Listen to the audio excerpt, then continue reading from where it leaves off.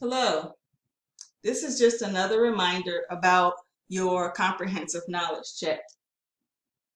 It opens on Saturday, February the 5th and is due Tuesday, February the 8th at 11:59 p.m. Remember that you must have a webcam and a clear photo ID to take the CKC. You will be prompted to download a lockdown browser. But if you would like to do that in advance, you can visit the CKC info button in eCampus.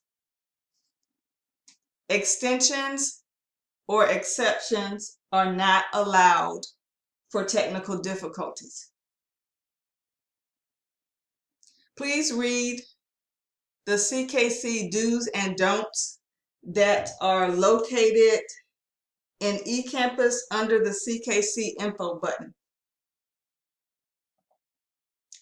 If you need to take your CKC on campus, you can do so either in the Math Resource Center located in B229 or in the Tutoring Center located in C206.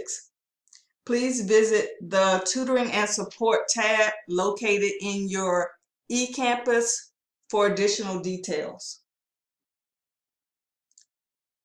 Email me if you have any questions. Thank you.